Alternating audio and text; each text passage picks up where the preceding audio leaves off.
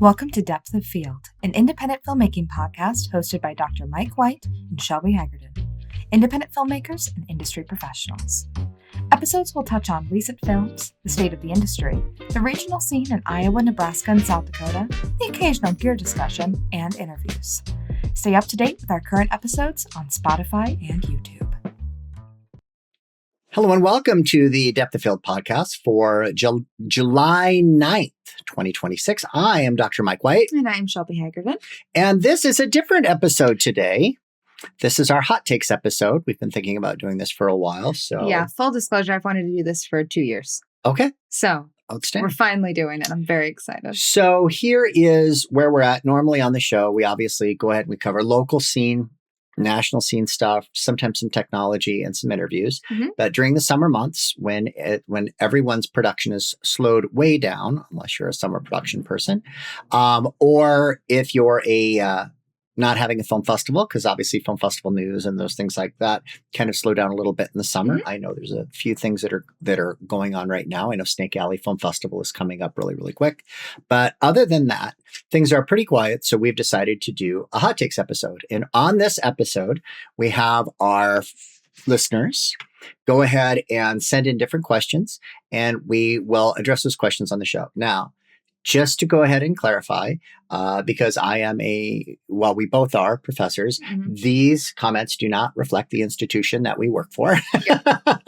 These are our personal opinions. It also does not reflect the opinions of the studio that I work for either. Exactly. So just to go ahead and clarify that, these are our personal opinions.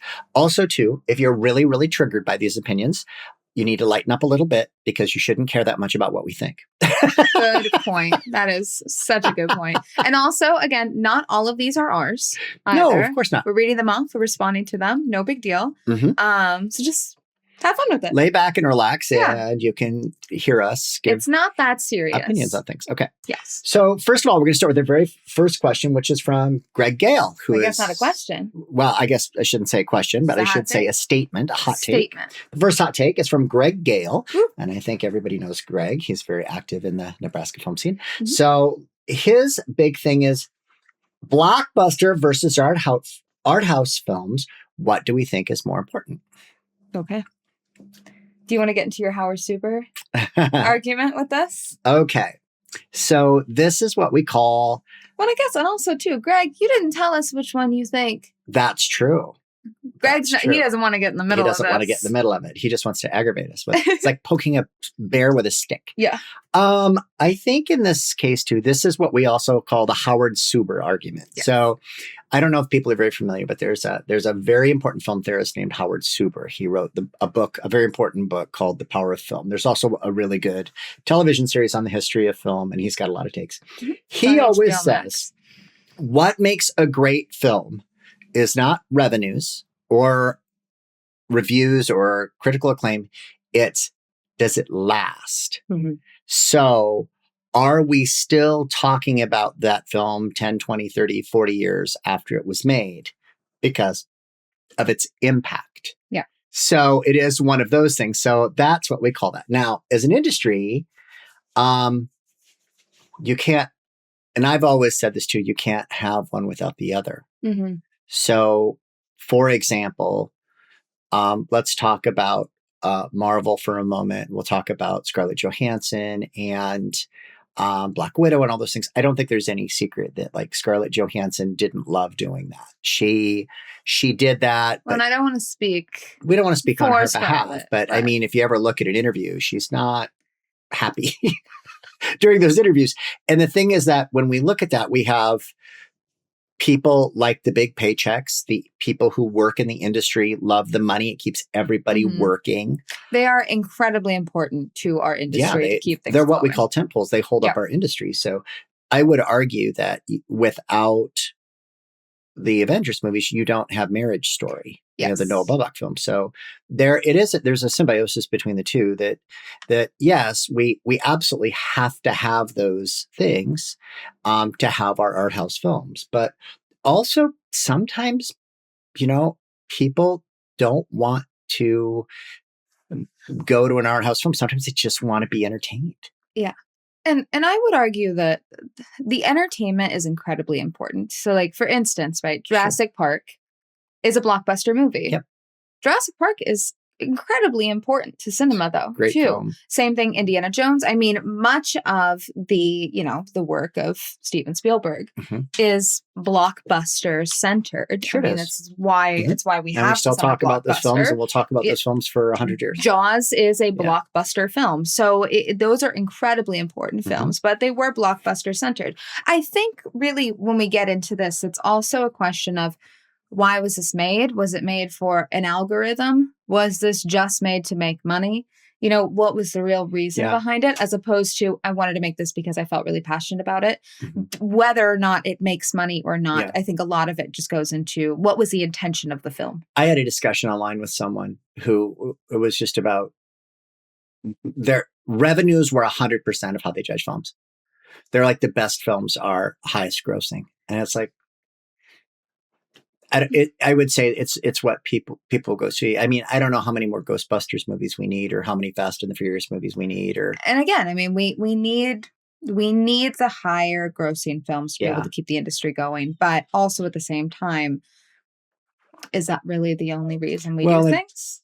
And critics are exhausted by superhero movies. They're really tired. Yeah. They're like, I don't want to see another superhero movie. I mean, it's been 15 years of superhero movies. They're very, exhausted by that. Yeah.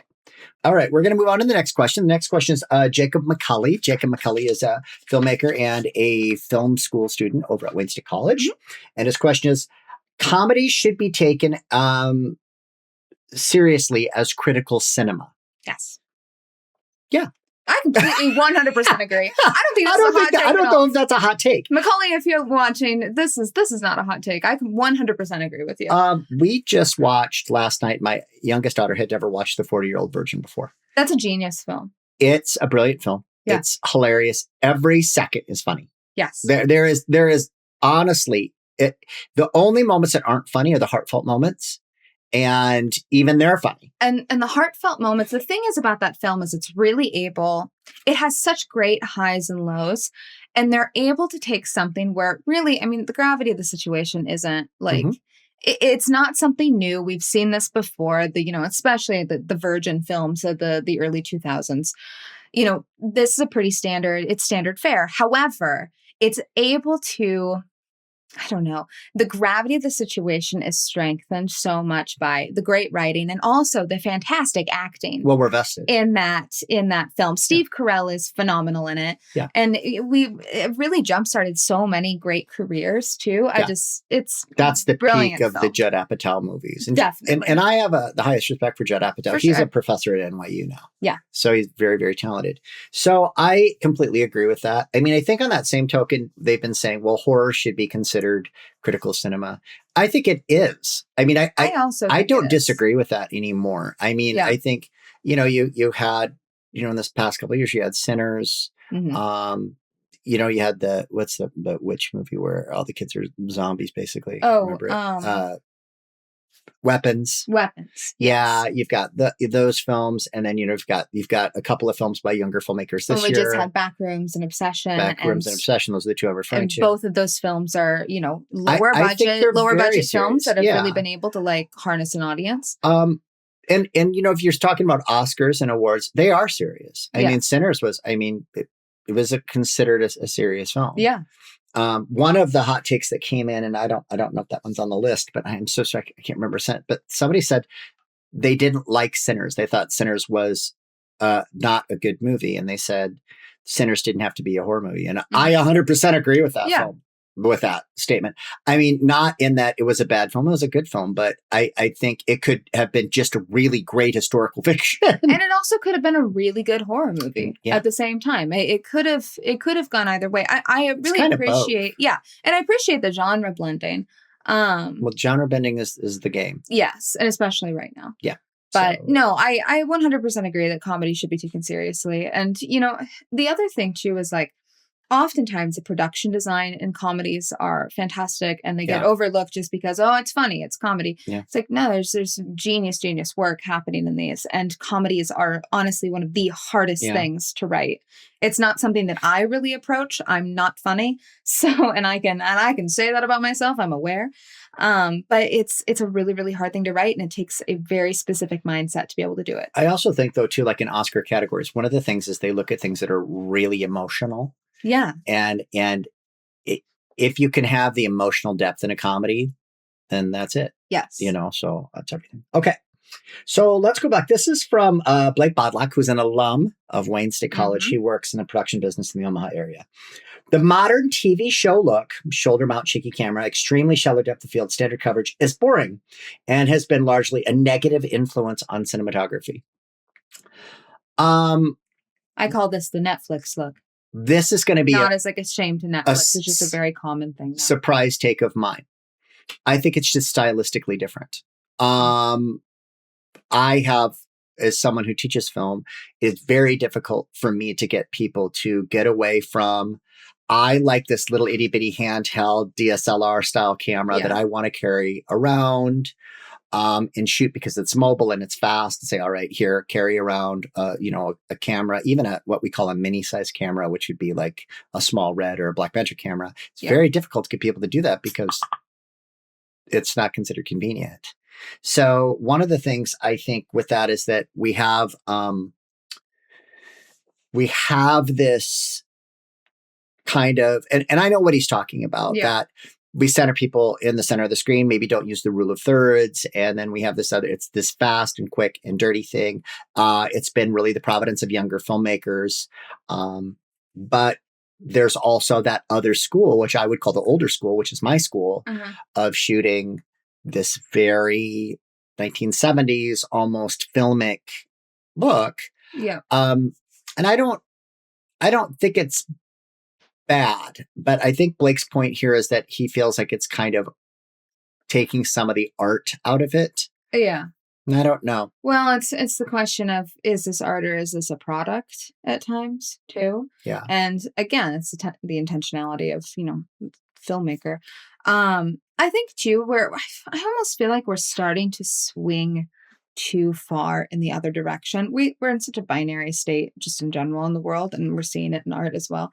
But we were watching a show the other day, and it's a comedy, and they cut randomly, they cut away to one of the characters. He's center of screen, right? Which is standard now. Yeah. But he has the most insane bokeh just surrounding him, the deepest depth of field you've ever seen. It was such a wild. It's like a 35 millimeter lens with like the heaviest bokeh you've ever seen in your life. And then we just cut back to a medium standard fare. He might as well have been laying in a puddle. Yes, and it was just the oddest thing, because you could see that somebody was trying to take a risk in this, but we've gotten so used to this other style that it's almost like it takes you out of it. Yeah. I don't know. But I'm also, not quite sure. This is going to be a very hot take. You've got to know what you're doing. I mean, genre-wise, you have to know what you're doing. So I mean, and this was in a comedy, and it didn't fit thematically what was occurring in the comedy. And we have this movement of, well, I want to make video on YouTube. I want to, maybe I don't want to go to film school. I'm just gonna pick up and shoot and those kinds of things. But there are things that, unless you self-study, there are things that you don't learn. You know what I mean? You learn, particular types of framing. I mean, you're not studying framing every class for 8 weeks, to learn how to do that. Well, and I'm not saying that that's bad, but I'm saying unless a person self-studies, they don't know it. And you should know why you're making the decisions that you are. If you say, I'm going to make this movie 16:9, know why you're making it 16:9. Do you understand what your distribution is? 16:9 is. Yeah. And like, do you know what it is? Do you know why that you're doing this? Why are you not doing it in CinemaScope or something similar, right? Why are you making the decisions that you're making from a technical perspective? And does it support the overall story? Because that's something that I have later on, is just understanding structural narrative. And this relates to technical space. I'm only going to bring it up now because this relates to another question. We're going to go out of order a little bit. But Mads Roden said, the flow of a scene should take priority over continuity. That's his hot take. And that is very true. I mean, I think when you take a look at continuity, from the standpoint of things that, there's two schools of continuity, right? There's the flow of a scene. Is the continuity broken in the flow, or is there a Pepsi can in the background that wasn't there before? Yeah. I would 100% say with the visual continuity, like, okay, that Pepsi can wasn't there, but now it's there. That's immaterial to the flow of the scene. I would 100% agree with that. But the breaking of continuity, you know what I mean? The visual Yes. Yeah. Okay. I think a good example of this is Gilmore Girls, actually. Yeah. Gilmore Girls has incredibly long scripts. There's a lot of dialogue at play. They're really, really good at banter. But if you watch some of the continuity in those scenes, I just saw one the other day where they're in a shop and this woman is kind of just coming up behind. She has nothing to do with the scene. And she comes up twice. It's the same action twice in these cuts because they're not on the same beat every time that they're acting. Right. And it's not something you notice because the scene is flowing so well, because the dialogue is so strong, because the acting is strong, but it's just there in the background. Well, the dialogue moves crazy fast. Yes. And it's just boom, boom, boom, boom, boom. We're more focused on that than we are, okay, well, this person's just randomly. It's written like a 1940s serial. Yeah. But we do get in the issue, though, like you're saying, with some of the continuity of, are we jumping the 180 line? Are we all over the place? Again, even, does the cinematography make sense? Did this lens change make sense? Those things do, I think, matter because they can take you out of the story. But in general, like some of the production design stuff, I'm not gonna knock a film over that. Yeah. I would agree with that. Tiffany Ketchum. Tiffany is an Iowa filmmaker. She had a real good feature this past year with little kids in it. Yes. Littles. It was really, really cute. Her hot take was story and script, good acting over quality. So I'm going to come back to that. Story and script and good acting over quality. And I think what she means is visual quality.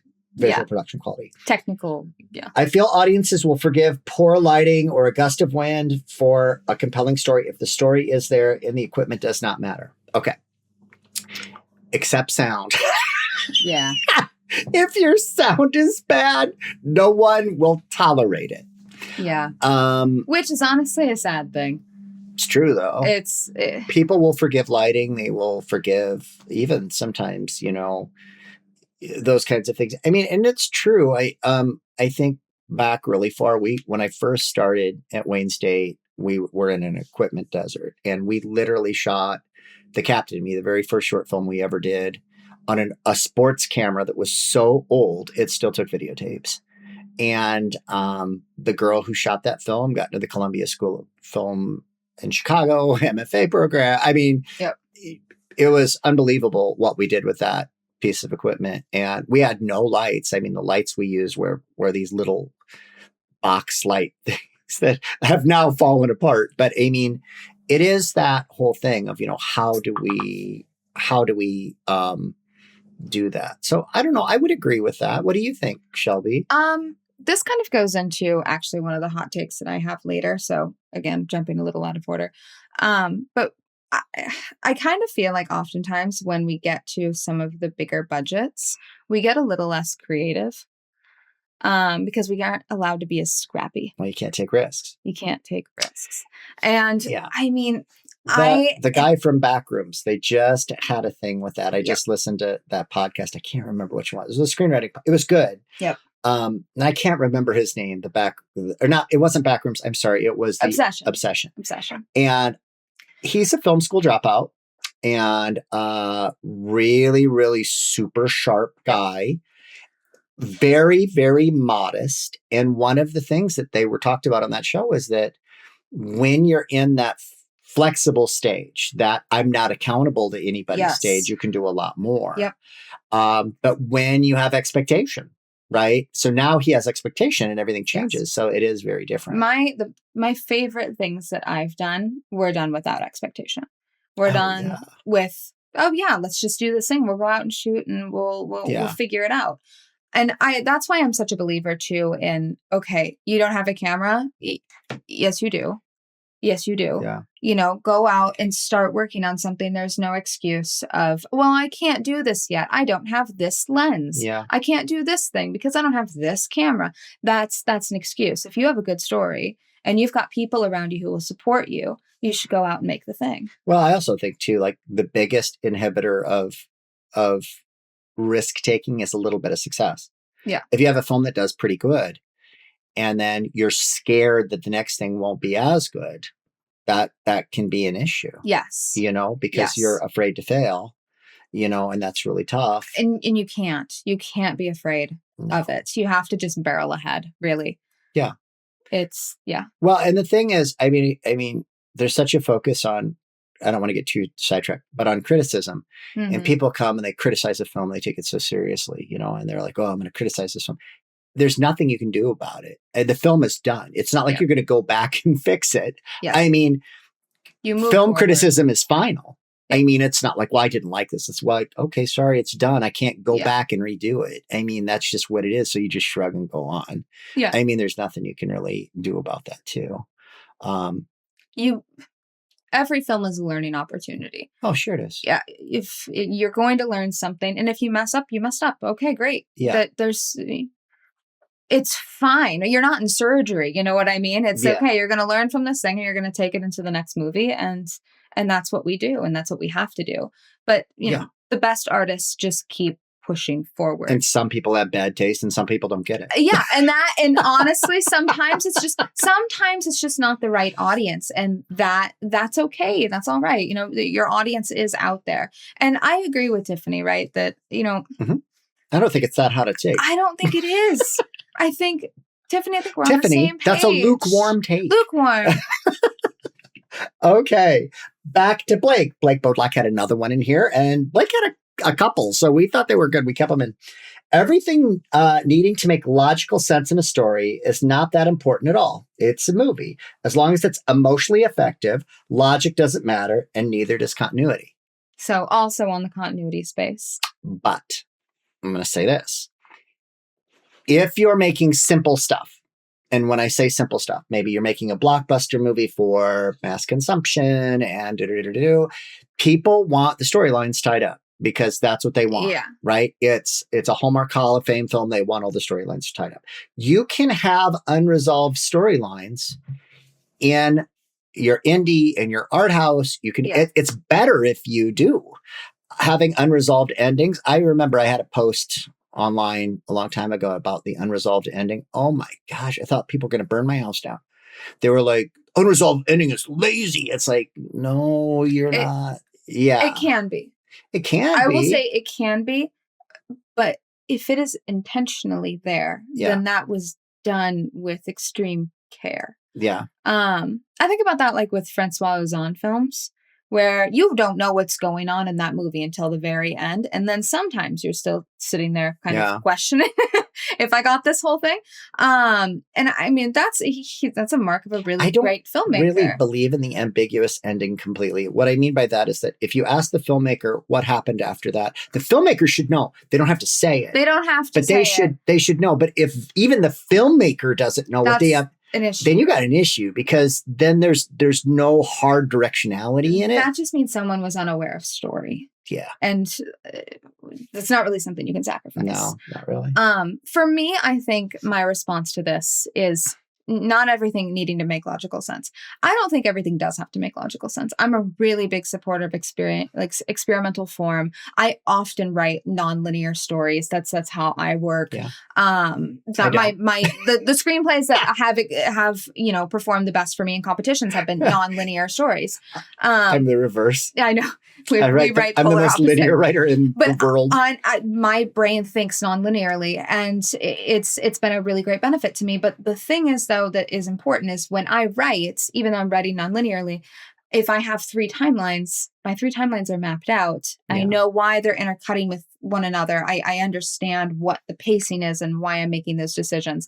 It's not that I just thought a scene should go here because why not? It's everything is intentional. So if you are writing intentionally for it not to make perfect logical sense, Yeah. have at it, go for it. But there should be an understanding of why you're making this decision. I agree with Blake's primary thing. And Blake's a great filmmaker. Yeah. And Anya, his partner and romantic partner too, is also a great filmmaker. Yes. And I'm proud to call both of them alums, and they are both industry people now. Yep. But one of the things I will say is that their films are always very emotionally captivating films. Yes. You feel something. I can honestly say with both of them, their films, and I always have tears or laughter, or their films are very emotional films. That's great filmmaking. I mean, and that's back to the Howard Zuber thing. Yeah. Are we emotionally, does it push us emotionally? Yes. I would agree with that. Okay. Next question comes from Genevieve Radosti. Do I say it like that? Radosti? I think so. I know Genevieve's I've met you so many times. Yeah, and Genevieve's a very known quality. But she wasn't sure if this was a hot take. And for our listeners, it may not be, but we'll see. As a consumer writer and programmer, I'm not willing to knowingly watch, review, or program films that use generative AI during any phase of production. And if it gets to the point where generated AI is ubiquitous in new work, I will be disappointed, but willing to limit myself to movies that either made in the past or by filmmakers I trust. Okay. Shelby, I think, and I, this is something we talk about a lot. Mm-hmm. And Shelby has a lot of knowledge about AI because of what she does in her other life. Yeah. Our thing is we are not believers in generative AI. So that doesn't mean that means AI is not used in generating storyboards, generating story, script, outline, anything like that. Any final visual form. We will use AI in sound correction, color balance occasionally. Which are things that have been around before the generative AI. Those are considered typically not generative. Yes. Because that type of AI it's intelligent AI and it does certain things. It comes into the definition of artificial intelligence because artificial intelligence has been around for many years. Because to be really honest, like there's artificial intelligence in the Atari games that we're playing, right? Like there's randomized intelligence. That exists. The issue is when we get into generative spaces that are maybe taking the job of an artist in a creative space or using so much water that it's an ecological disaster, things in that area. That's something that we are. And it's this thing of too, like, there's going to be questions about a tool. I mean, I think we always, I had a student who was really excited this past year and he said, yeah, the Cannes Film Festival, not the regular Cannes Film Festival, held in Cannes, but not the regular festival. Accepted a film that was AI generated. He was so excited about this, and I'm like, no, that is not good. That is not good for our industry. Yeah. There should be live, living, breathing actors. There should be human being. It should be human driven. It gets really tough too, because I work in animation. So this is a huge conversation for us all of the time because it is, it's a tool. So oftentimes when people are coming in, they're saying, well, this is a tool and I use this thing, even though this is primarily made by artists. We did all of the designs, we did everything, but maybe we used generative AI at this point, right? This is something that happened at the Annecy Film Festival a couple of weeks ago in France, which is the most important animation festival in the world. Mm-hmm. And one of the directors had they had done like 60 hand painted, like oil paintings. And it was to be used as kind of like almost like a stop motion-y, like part of the film. But anyway, I digress. They created some 3D models and they used AI. They programmed a Gen AI to wrap the models essentially. And forgive me if I'm misunderstanding this, but I believe this was the full story. They screened the film, and as people were watching this, they were booing it. They were shouting at this filmmaker. It got like honestly frightening. I can't imagine like being in that room at that moment. And it gets to be really tough because this is somebody who did go in with all of the right intentions. but did use AI as part of as a tool. as a tool in this part of the process. And we're in a really again, we're in a really binary state where we're not having conversations that allow us to really get into some of these finer details. And it is very, very tough. And no one's on the same page. And no one is on the same page. I can honestly, as an academic, say that almost every professor has a completely different idea of what's acceptable and what isn't. Yep. I can say as a filmmaker, that is equally subjective. Yeah. So, and I will say, I mean, for me, from my subjective point of view, I'm not willing to use Gen AI in any of my filmmaking. I don't use it. And part of it is just I just don't have the interest. Yeah. And I don't have the need to. I don't have the need to. I know what I'm doing in my producing and my writing. I know my process, and I know that I don't need that. That the tool has not provided any opportunities for me at any point. So there's that. I also have zero interest in watching anything that was generated by AI. Because I appreciate the process of making a movie. It's the same reason why I think that like critics should be on a film set at some point. It goes back to Blake's point. You should understand process. It goes back to Blake's point. You know, it has to be human, it has to be emotionally driven. That's what makes great process. And and the thing too, if you want to be able to use this as a tool, you need to be able to have an artistic background anyway and know, again, why you're making the decisions that you're making. So Genevieve, I don't think it's a hot take for our audience. Yeah. It might be for other people, but I don't think for our audience. I definitely think that it is in other states. But I of the industry. Appreciate the dialogue. Yes. And I think it's something we need to talk and about. I think it's an incredibly important dialogue. Oh, yeah. So let's move on. Kent from Greater Omaha, and that's how his screen name is, asked, my hot take is regardless of what plans you have, you need to be willing to throw any of them out if a better idea comes up on set.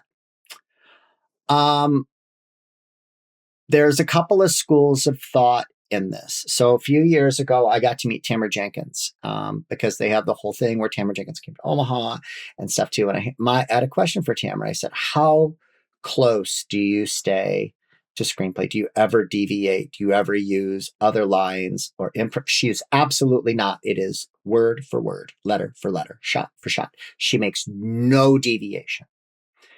That is one school of thought. Then again, when we just watched The 40-Year-Old Virgin, much of that film is improvised. If you read the screenplay, a lot of it is improvised, and there are better things. I think there are situations where better ideas come up, or better dialogue comes up, or things that come up. You know, I know in the Superman movie, there's the thing where the robot wants a name. Yeah. And then he says, well, 4 is a name. And he goes, so scary. And that was just a funny thing, and they kept it in. It was a good choice made by that actor. However, I think it becomes a very dangerous game if you change your plot line direction. Yes. So there has to be a basis there. And I agree that there are times that maybe a dialogue change, or maybe something changes, or maybe somebody has an idea. But I think I think you have to have your screenplay as your roadmap, at least for me. Yeah. Screenplay is a roadmap. And also too, I mean, if you're making a change on set, then the change needs to make sense as to why you made it. Does this impact the larger narrative? Does this impact the intentionality of the scene? Are all things to be questioned. If there's just a really funny line of dialogue that you're able to add in there, add the funny line of dialogue, right? I mean, especially too, this is oftentimes the time when actors are really able to kind of get their hands on things and be able to kind of, improve a scene or work through something. So I think that that's also really important to be able to have some of that freedom as well, since that's usually their kind of time to really put themselves into this process as well. Right. Nice. Yeah. Okay. So we're going to move on a little bit. Now there's a couple of hot takes of our own. This is one of mine. Mine is right of first premiere. And if you don't know what right of first premiere means, that means like a festival says, okay, we're a Nebraska Film Festival, and we only want your film if it's never screened in the state ever before. Or maybe it's a festival that says, okay, well, we don't want that. We have a moth in here. It's not a moth. I don't know what it is. Oh, it's some kind of small flying insect that's going to scare the dog. Flew in front of the camera. Okay. I'm sorry, guys. But anyway, or maybe it's a larger festival and they say, okay, we only want your film if it's never premiered. Okay. That is absolutely fantastic if you're a top 20 film festival. Yeah. I think it's the greatest thing in the whole wide world if you're a top 20. However, I think right at first premiere does not serve regional film communities at all. It is the absolute opposite of that. It inhibits the film community. So here's a really good example. Okay. So I have film students, right? Seniors in college, and they need to screen, right? So they're looking for jobs. So in their senior year, they're trying to screen, get on the road, see everybody they can, go to all the festivals they can. If you have somebody who wants right at first premiere and somebody finishes a film, it could be 9 to 12 months before that film can screen. Then that film maybe doesn't get in. It gets denied. You have someone who waited almost a year in the time frame that they could be marketing and pushing and selling And networking. a film and networking a film, and you've forced them to wait. Yes. That does not serve the filmmaking community at all. That hurts the filmmaking community. It inhibits the filmmaking community. And if it's a whole thing of, well, we're elite, you need to get over yourself, because it doesn't do that. No. And again, if you're a top 20 festival, that's fantastic. But, if you're not, then it doesn't serve the film. That's fine. If you serve yourself and it's about fans, that's great. But that's fine. But it's not about filmmakers. But you can't go around saying that you're about the filmmaker if you're not about the filmmaker, if that's the case. Yeah. And that is my hot take. That's probably the hottest take that we have. But I wholeheartedly agree. We're not the only ones. No. If you talk to other filmmakers, they agree. So some people are scared to say it, but well, I'm not scared of saying it. I'll say it. I'll say it. It's our hot takes. I don't care. Yeah. So, Shelby, yours. What do you have? I have some. Number one, just make your feature. Okay. This doesn't mean that short films are like unnecessary or that short films are bad. Short films are very necessary. I think short films are incredibly important. I love short films. I love short films so much.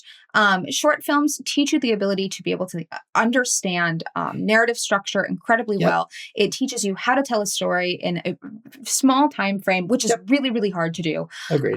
There's so much that you learn from making a short film. However, and also, too, short films on their own, not even just as a learning tool, are really important. There's some great short films that, like, if this would have been made into a feature, I would have been sad. Well, there are some films that can't be features. Yes. Because there's not enough story for them to be a feature. Yeah, or really, we don't need anything else. That's the best vehicle for that story. And it doesn't need to be extrapolated or anything else like that. This is just, it's just a solid story. Okay. I'm not saying short films are bad.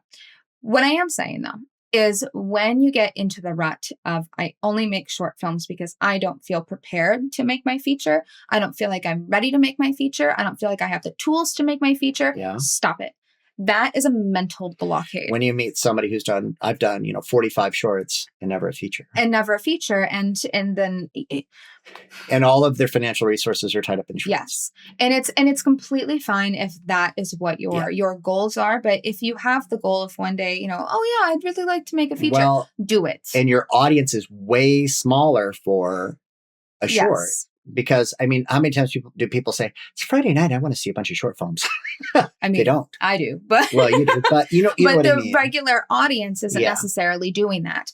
And again, right, especially, if you're like, okay, you know what, I want to make short content. And I'm going to say, I don't mean to say content in a negative way, but I want to be able to make shorter stories. Maybe making like webisodes, episodic work would be a really great space for that. But oftentimes people want to feel invested in the long term with something. I also will say though too, like there's some really, really great social media creators as well that are making basically short films. The social media content is basically a short film, and they're genius. They're wonderful. Mm-hmm. That's the backrooms guy. Yes. But again, if the reason you're not making your feature is because I just don't feel ready and I don't have this and I don't have that, and you're just making excuses over and over and over for yourself, stop it. Stop. No one's ever going to give you the money. Do the thing. No one's going to sit here and say, oh, well, you've made 100 short films, I'm going to give you the money. No. Make it. Make it. Feel confident in your abilities to be able to do it and learn from the process. I've always been of the thought that short films are great from the standpoint of I want to learn something. I want to experiment with narrative. I mean, it's a great learning exercise. It's great to be able to get out on the road and tour something, to be able to go to festivals, especially in this part of the country. I love touring shorts. Short films. Festivals are everything in this part of the country. It's almost hard to tour if you don't have a short. And then also proof of concept films. Yes. You know, I'm making a short proof of concept right now. Yep. I made one before. Actually, this will be my third one, 4 features. Yep. It's very difficult to raise funds for a feature without a proof of concept. Yeah. So, you know, I do believe that. I know I put a post up that said, make your feature, right? Stop putting extraordinary amount of money into short films. I mean, and I've seen that. The number of film school people I've ran into said, I spent $45,000 making a short, or even $15,000. And now I don't know what to do with it. And I've used up all of my resources. I don't know what to do. And I mean, if you're wealthy enough to make $50,000 shorts, go for it. But I mean, for the typical filmmaker, that's pretty unusual. And that's money that could really help you in making a feature.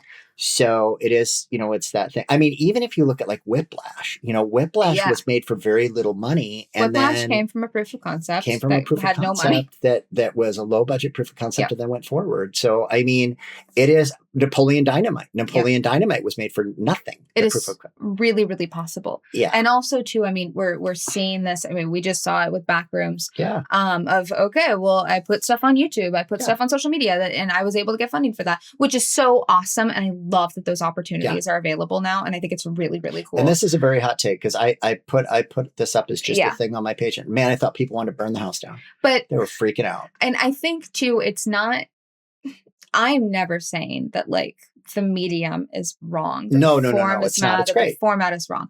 I think that all of that is great. What I don't like seeing though is when I see a film community that is so uncertain in themselves that they can't make a feature. That breaks my heart. Because you should feel confident in your abilities. You should believe in yourself to be able to do this thing. And yeah, you get done with it. Maybe it's not good. You did it. You made the thing. That's amazing. Think about all of the lessons that you learned from that. It's genius. It's wonderful. You have to learn from the process. I can't think of the name of the film. It's a film about a blues guitarist who has Alzheimer's. And he's reuniting with his son. And and I can't think of the name of that picture. Yeah. But it just won. I think it won Telluride. Yeah. They made it for $8,000. Yeah. It was made for $8,000. Yeah. So, I mean, shoot, I've known a lot of people who've done shorts for more than $8,000. So, I mean, it's that whole thing of like finite resources and the management of finite resources. So, you know, and again, that's one of those. You don't have to agree with us. No. So with that being said, Shelby, did you have another one in here? I got a whole list, guys. I'm sorry. Again, I'm an animation producer, so this is something personal to me, but animation should not be separated at festivals and awards. It is a way to... So, for example, in the Oscars, the animation should be considered as seriously as live action. And it's not. And not be a separate award category. It's a way to kind of, what do I want to say? It infantilizes the art form. It makes it, no, animation is for kids. Animation's not just for kids.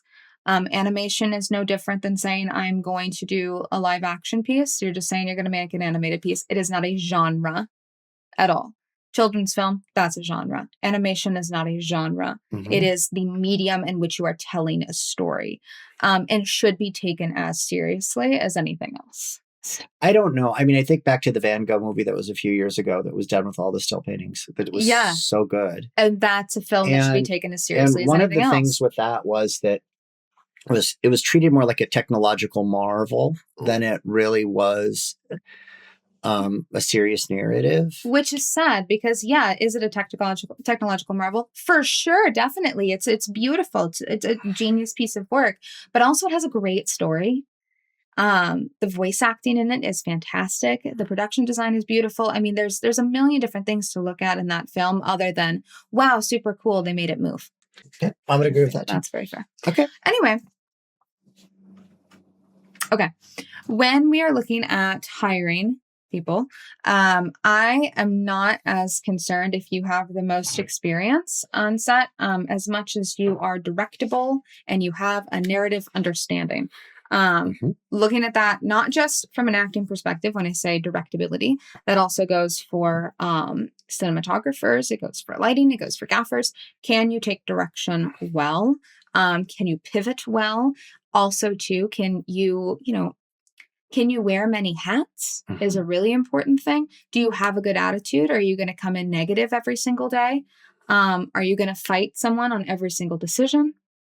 And then also, too, even if you're saying, well, I'm a technician, I don't do the story thing. Yes, you do. You do too, right? If you're coming in here with, I work in lighting, you should have an understanding of narrative structure, because that is something that's incredibly important in every aspect. Read the script. Be aware of it. The number of times crew show up and they haven't read the script. And they haven't read the script. Read the script. Read the script. Look at the storyboards. Understand what it is that we're trying to do, what the intention is of the scene and of the film itself, so you can speak to it, and just be easy to work with. Yeah. I mean, just because you have a reel that's a mile long and a giant resume, if you're difficult to work with, you're not someone to have on set. That's the thing I always look for. I'll take somebody who's less talented for someone who's easy to work with. Yes. Too. Check your attitude at the door too. I mean, I think sometimes in film you get like I'm local famous or whatever. You'll get that whole thing. I actually even had somebody recently say, yeah, well, we've got 2 or 3 people that won't come to our film festival because they feel like they're above it. And they're like local, regional people and I'm like, no. There's already. You know what I mean? It's like, check your ego. There's already so much ego in our industry. We don't need any more, right? You don't need it. The heads are all, we're swollen, right? It's check the ego at the door. Yeah. And filmmaking should be a humbling experience, to be really honest. So embrace it. Yeah. So I think that's one. I have another one, and this is a film festival one. I think film festivals should maximize their screening time. There's no need for a replay at a festival. Yeah. So, for example, let's say you've got a Friday, Saturday, Sunday festival, and everything screens twice. That's not an incentive. It would be better to have more films and screen more and stuff too. There is nobody who's out there going, boy, I really wanted to go ahead and see that, but I missed it, so I'm going to catch it on. Nobody does that. If you ever go to a festival that has Sunday screenings, they're really poorly attended. Nobody ever comes. Yeah. So it's rare that happens, and it's a disservice to the filmmakers. It's better to support as many filmmakers as you can. Yep. So that's one thing that I really, again, that's a hill I'm going to die on too, is that the double screening is it.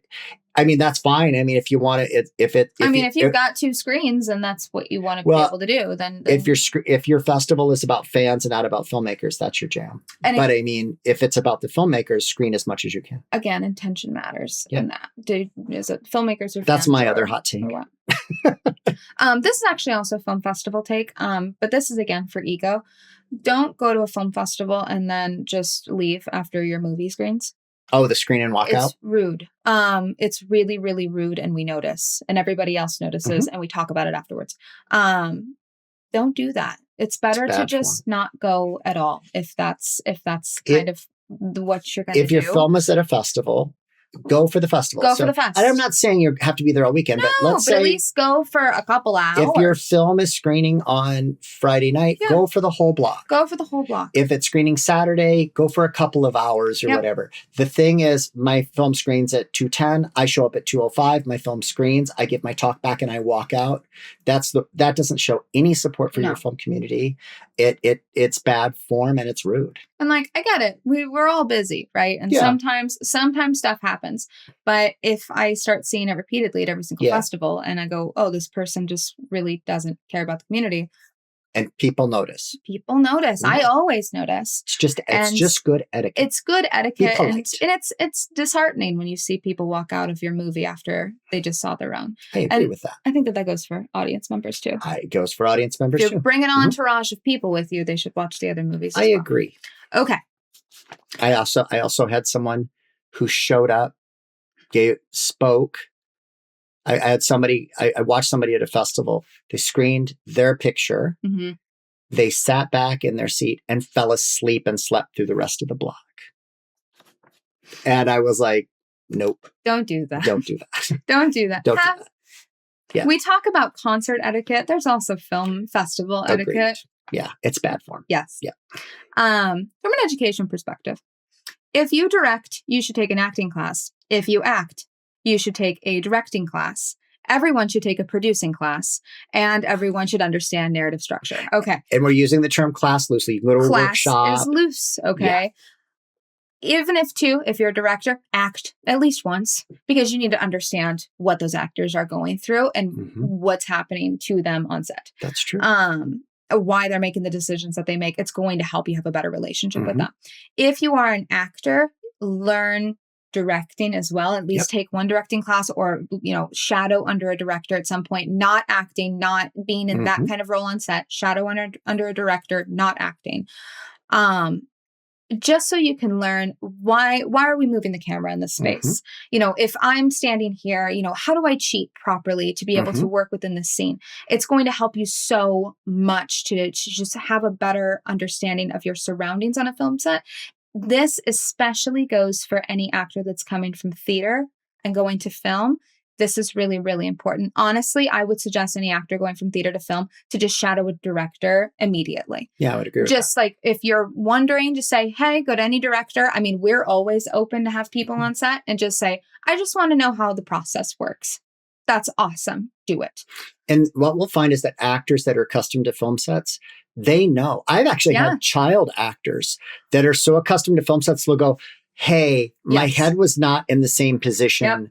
Can I do that again? Or they'll know the child will know the continuity is off because they've done enough of that I think that's a really important thing. Yes. So I think that really helps. I wasn't a high school actor. I actually had a Juilliard audition in the late 1980s. I had a Juilliard audition. I'm really glad I didn't do that, but yikes.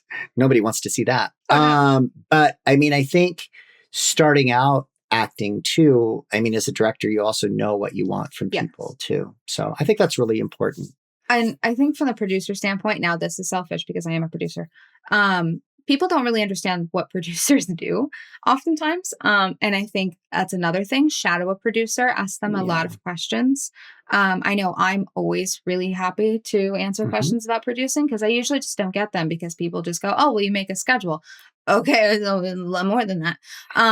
It's how you can understand budget and resources and schedule and how to work with people, how to have a good personality on set. Yeah. Just being generally pleasant. Also, too, I think on the other side, though, producers need to spend time doing other roles beyond just I agree with that. I think producers should have some experience directing, acting, lighting, gaffing. Know the roles that you are producing for because it will help you. Okay. I do have one other one, and this one wasn't on the sheet. And this was something, this is a hot take about for actors that you should be constantly studying. I had an actor, he called me, this was about 2 years ago. He called me on the phone. He goes, hey, I need some advice. I'm not getting cast. And I said, okay. I said, what have you auditioned for? He goes, oh, I'm not auditioning. I'm like, what do you mean? He goes, I don't audition. I wait for them to call me. I'm like, okay, that's not going to happen. Okay. I mean, that might have happened 10 years ago in regional film, but that's not the case anymore. People audition, right? Yep. So that was one. And then I asked him too, I said, well, have you done any workshops? Have you done anything? Are you practicing? And no, I haven't done a workshop in years or whatever. I haven't even, and there's stuff out there. I mean, even how to do taped auditions and stuff, people should be doing those things, because I mean, as filmmakers, like my whole life is training. So I go to the gym, I listen to a podcast for an hour, different filmmaking podcast for an hour and a half every time I go to the gym. That's 2 to 3 times a week. Yep. In the car, I'm listening to, and Shelby and I on the way home, we listen to the Variety News Update on the industry every single day when we come home from work. Yep. So we are constantly studying. I'm always looking at new equipment and I'm studying all the time. our actors, we expect that too. Actors should be growing and trying to be better all the time. I had an actor, and she came in and auditioned for me. This was now about 5 years ago, and she was good. And then she came in a year later to audition for something else, and she was good again. She had improved. Then a year later, she came in, auditioned again, and was good, still not improved. And that actor auditioned for me 5 or 6 times. She finally got frustrated with me, but it's like, you're not improving. You're not better than the last time I saw you. There are better actors out there who ultimately got those roles. And she kind of was mad at me about it. And it's like, well, you got to have that continual training. You've got to be, I'm trying to get better. You should be trying to get better. Yeah. So, I mean, it's that expectation of that whole thing. I mean, I think, it depends on how seriously you take it. I mean, you're either serious about it or you're not. So, I mean, that's kind of the case, and study all parts too. Yeah. Like something that I do a lot is I study the AI industry constantly. That's my big thing. I have my finger on the pulse all the time because I think it is so important to be aware of any risks, of any movement, of any technological shifts. Now, how deeply does it impact me? It depends, right? But I want to know all of it because I think these are important risks to be aware of. And even too, right? I get paid to animate? No, that's not my part of the job. However, I'm always keeping a tab on what are the new animation techniques? What are people working on? What stylistically are people focusing on? What trends are people following? Because these are things that I also need to be aware of because these are the people that I work with and I care about them and their success. I think as the industry grows here too, and I think the competitiveness, especially among actors, increases too. Definitely. I mean, I think back, we've had auditions where we had 120 plus actors come out. I mean, it's days we spend auditioning, and it's hard. People. And it's really, really hard. So we are looking for that. And if I see somebody that maybe I've seen before and I didn't cast them, but they've improved a lot, that's also endearing to me that this is a person who's committed. They're working. They're committed to it. Yeah. And that goes a long way too. So anyway, all right, next one. This also though too, kind of goes into what classes you should be taking or what roles. It's also really great too if you're an actor, be a casting director on something, just so that way you can kind of sit on the other side. So you can see what are directors looking for? What do producers say? What do producers say when you walk out of the room? And I was an actress for a while, and being a producer now, it's a weird setting, right? People say things, but to be aware of that so you understand kind of what you're getting into and how to respond to things. Okay, my last one, unless we find another one, is about talkbacks. Practice talkbacks. You should be able to answer movies about, or answer questions about referring to is your film is screened, you've come down front and you're having either the Q&A. A Q&A or a partial interview Q&A. Yes. Know why you made the movie. That's an important one. Know why you're a filmmaker and what your voice is, right? That doesn't mean that your voice has to be like some solidified thing of I make this type of movie. Don't pigeonhole yourself. You don't have to do that. But be aware and be able to speak on it clearly and concisely. And it helps too if especially if you have a pretty green cast or crew, work with them. Have practice talkbacks. Be prepared for a bad interviewer. Yes. You might have someone who's interviewing you that isn't a good interviewer. Be ready to lead the conversation if you have a bad interviewer. Be ready to have your own questions prepared. Yeah. We typically, when we are going to talkbacks, we usually and we've had it's just tell us about your movie. And that's it. There's no question there. That's a statement.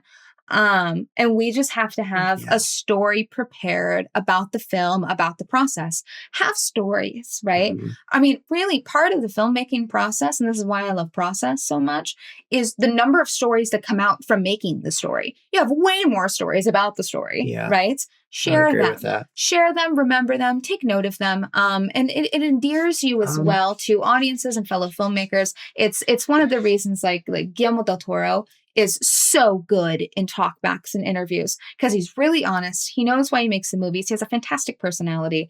And he's endearing. listen to Film at Lincoln Center podcast. Film at Lincoln Center podcast is very, very good. It's people who are veteran filmmakers that are very good at doing PR and public relations and those kinds of things.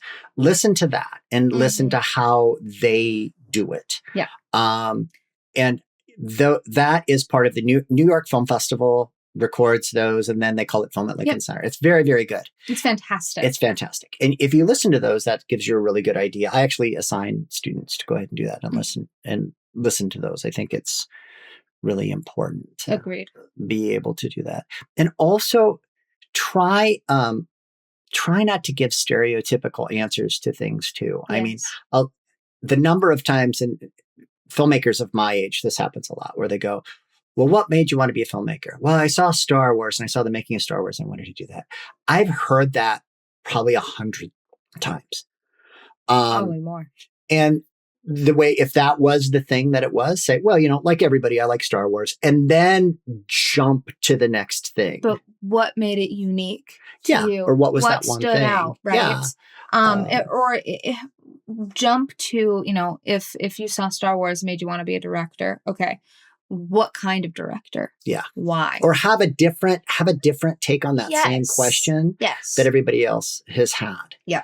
Because, like my age, everybody saw that making of Star Wars thing. And it was one of the first times that people of the 70s really got a good look behind set. So it made people understand the magic a little bit, which is great. But I mean, for a while it was like, you could predict it. Somebody said, what made you want to be a filmmaker? And you're like, all right, 3 of these people are going to say that. So try to have a little different take. You don't have to have a normal answer. No. And you can go a little crazy and be a little funny. Yes. Be funny. Show your true personality. I think is great. That's incredibly endearing. One of the things that I had to learn was I did not come into film in a regular way. I stumbled into it. And I always say that. I always say I stumbled into animation. I stumbled into filmmaking because it's honest. It's who I am. And it allows me to tell a really different story because of it. Yeah.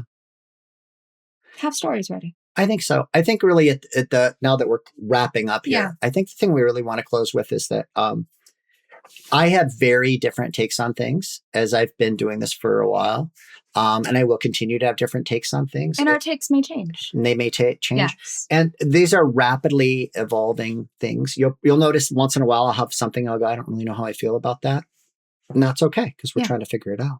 So, I think that those are all really important things to do. We're going to do another one of these. Yeah. So what I would like to do is to do a regular episode coming up, and then we'll probably do another Hot Takes episode as we get closer to film festival season as the fall wraps up. And if people really like the show, we'll do it more often. So that's kind of the case too. So meet us back next time for regional news, national news, updates, stuff like that on what's going on. So anyway, thanks for tuning in. I am Dr. Mike White. And I am Shelby Hagerdon. And thanks for tuning into Depth of Field. We'll catch you next time. Cool. Thank you for listening to Depth of Field, and check us out on YouTube and Spotify, where we post new episodes every 2 weeks.